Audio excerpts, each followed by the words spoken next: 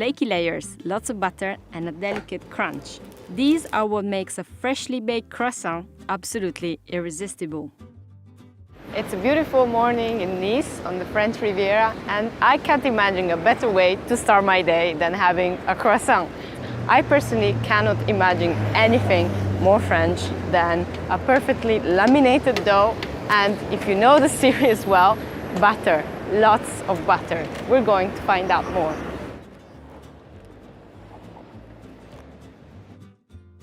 I know we promised you butter, and we'll get to that in a bit. But aren't you curious to learn how croissants get their perfect flaky layers? Sit tight, because it's going to take 3 days. At least, that's what happens in real life. Luckily for you, we're here to speed things up. Day 1 is the day of the dough.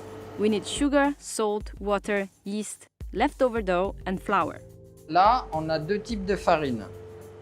J'ai ce qu'on appelle la farine de tradition française. C'est une farine qui ne contient pas d'additifs.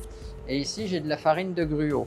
Elle est fabriquée à partir de blés qui vont donner plus de force à la pâte. C'est ce qu'on appelle des blés de force. C'est ce qui va permettre d'avoir plus d'élasticité et une meilleure tenue de la pâte en fin de pétrissage. Pouvez m'expliquer la différence entre la pâte à croissant et tous les autres types de pâtes? Quelle est la particularité de la pâte à croissant? Alors, la pâte à croissant, elle fait partie de ce qu'on appelle la famille pâte feuilletée fermentée. C'est une pâte qui, d'un côté, va donner du feuilleté, du croustillant aux produits qu'on va fabriquer avec, et d'un autre côté, on aura une pousse, une fermentation, comme le pain. This dough contains 8 kilos of flour and will make about 240 croissants. And this is only 1/3 of the daily production here at Boulangerie Roi Le Capitole, where over 1,000 croissants a day are churned out during the weekend. Frédéric even supplies the most prestigious hotel in Nice, the Negresco. The dough kneads for 12 to 14 minutes, just enough to gain elasticity, but not too much to heat up and kickstart the fermentation process too soon. This, in baker terms, is called preserving the gluten network. It's what Frédéric is showing me here. The dough is not breaking nor stretching. Once it has been divided into pâtons, which literally means pieces of dough, it is placed in the fridge and left until tomorrow. Day 2 is the day of the butter. Our favorite ingredient will take up as much as 30% of the croissant pastry, but butter is not mixed with the dough. The two have to be perfectly layered. Une couche de beurre, une couche de pâte, une couche de beurre. Donc si le beurre est trop mou, il va se mélanger à la pâte, et à l'inverse, s'il est trop dur et que la pâte est molle, on a le même phénomène, c'est le phénomène inverse, mais tout se mélange. Okay. Donc si on a une consistance de pâte relativement ferme et que le beurre est ferme, rien ne va se mélanger, on va pouvoir conserver les couches de feuilleté au fur et à mesure que l'on va évoluer dans le travail. This is how lamination works. The layers are achieved by, you guessed it, folding the dough and butter over and over again. To do that, there are 2 kinds of folds or turns. A single fold, where the dough is folded in thirds like an envelope, gives 3 layers, whereas a double fold, where both ends meet in the middle and then are folded again like a book, gives 4 layers. A baker can choose whichever technique they prefer. Frédéric starts with a single fold, single again, and then double. Donc là, si vous avez observé, quand j'ai démarré, donc j'ai replié la pâte avec le beurre au milieu, ce qui nous faisait 3 couches. Là, je viens de la plier en 3. Donc 3 fois 3, ça nous fait 9 couches. Ce qui veut dire que déjà là, on a 9 couches, pâte, beurre, pâte, beurre, pâte, beurre. Là, on en est déjà à 9. Donc là, je viens d'en rajouter 2. Et là, j'en rajoute encore 1, 2, 3, 4. On a bien 4 couches. Donc, j'en avais 9 tout à l'heure. Maintenant, 4 x 9, 36. On a 36 couches. Un bon croissant, faut qu'il ait au moins combien de couches? Entre 3 et 4. Ok, donc 36, c'est... Il y en a qui vont donner 50, tout dépend. Moi, je donne un tour double, un tour simple. D'autres vont donner 3 tours simples. J'ai des collègues qui font 2 tours doubles. Et on n'a pas le même nombre de feuilles à la fin. À moins on va donner de couches, à plus les feuilles du croissant vont être épaisses. Moi, je veux que quand on croque dedans, ça soit facile à manger, que les croûtes ne soient pas trop dures, que les différentes couches ne soient pas trop épaisses. Donc c'est pour ça que je travaille de cette façon-là. As the lamination process heats it up, Frederick puts the dough in the fridge for half an hour to keep it cold. Keeping the dough cold and firm is essential for what comes next, cutting it in the tiny triangles that will be our croissants. Est-ce qu'il y a un épaisseur précis? Ah oui, absolument. C'est-à-dire que là, comme on fait du croissant, si j'étalais trop fin, je prendrais le risque d'écraser les différentes couches de beurre et de pâte. Donc, il serait moins feuilleté. Là, pour les croissants, je passe à 4 mm et demi 2 fois. Donc, ça vous permet de rouler le croissant sans l'écraser. Et absolument. Vous n'avez pas une moule? Non, c'est les yeux, le moule. Quand le croissant a cette forme de demi-lune.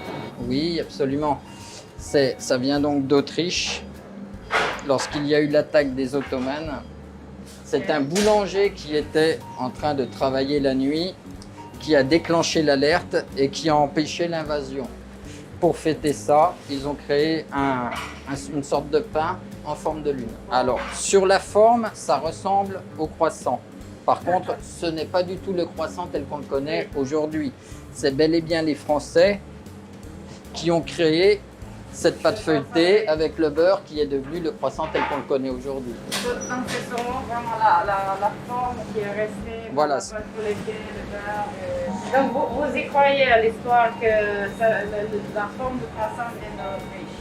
Vous n'avez aucun problème avec Non, devant la caméra? aucun. Non. Aucun. Et là, est-ce qu'il y a une technique particulière aussi pour rouler un croissant? Il y a deux techniques. Soit les rouler comme je suis en train de faire, comme ça, soit dans l'autre sens. Il y en a qui vont le prendre dans ce sens-là et qui vont l'étaler en le poussant. Il n'y a qu'une chose qui est importante, c'est le résultat. Bien sûr. Le résultat est important. Comme ici. Ouais, n'importe où vous voulez. Il faut déjà tirer dessus comme ça pour le rallonger. En descendant avec la main comme ça. Voilà. Et après on le pose, on l'écarte et on roule. Ok. Ah. C'est joli, hein? On a des oreilles, on sent le beurre sur un angle. Eh oui, c'est normal. Donc il faut aller vite, sinon le croissant ne... La chaleur des mains fait fondre le beurre. Et vous voulez toujours garder la pâte froide. Oui. Voilà. En fait, c'est très froid. You may think the croissants are ready to be baked, but we actually need to wait another 15 hours for that to happen. Following Frederick's step-by-step process really made me appreciate how much time and energy goes into producing the perfect product.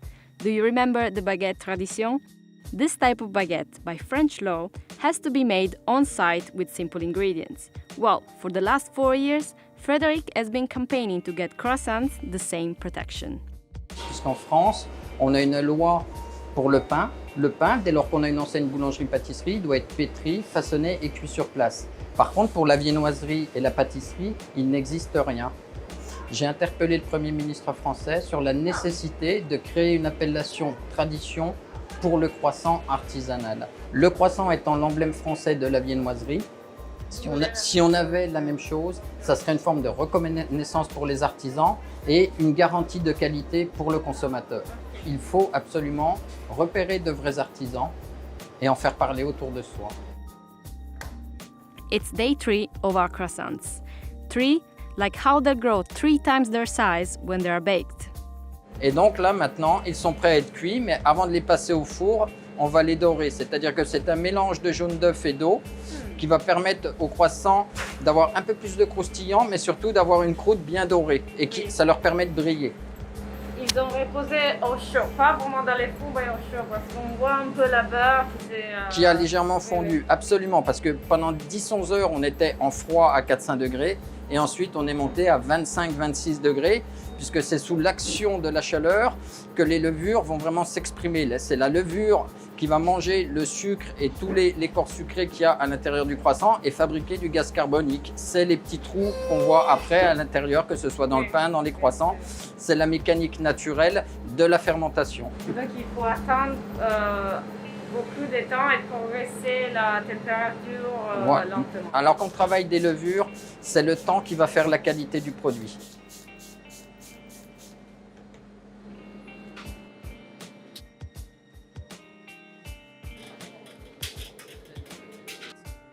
Vous avez une enfin, la pizza, non? Ah non, ça c'est une pelle à plaque. La pelle à pizza est beaucoup plus large. Oui. Donc là, ça va être pour mettre les plaques jusqu'au fond du four. Oui. On peut mettre 4 plaques. 4 plaques, voilà. Combien de croissants il y a-t-il dans ces plaques? 15. Donc là, on va en mettre 60. Pour la cuisson, à quelle température On est à 215 degrés et on va les faire cuire entre 15 et 17 minutes. Ça fait c'est beaucoup plus long de la pizza. Oui, le four à pizza est beaucoup plus chaud. Oui, c'est vrai. Mais la technique, c'est la même. Oui, le coup de pelle. Et ici, on est à Nice, près de l'Italie. Donc Absolument. On partage un peu les... C'est nos voisins. Ce sont nos voisins.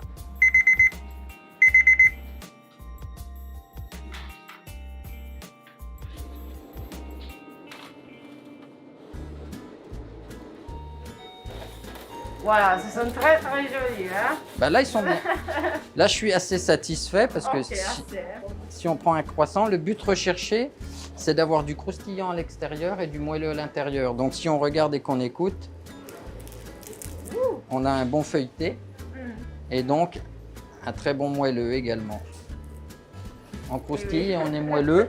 Donc là, on a un croissant au beurre qui va faire que le client va vraiment se régaler avec. Hein, parce que là, on a une belle mie, bien jaune, bien beurrée. Donc,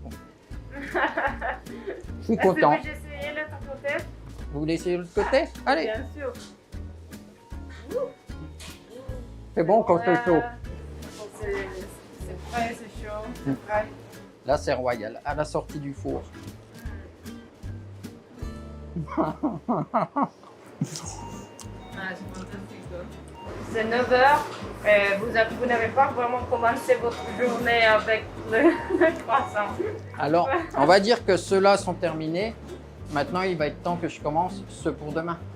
Puisque ceux de demain seront préparés aujourd'hui pour avoir au moins 15 heures de fabrication avant qu'on les mette au four. Ils auront eu 15 heures de repos.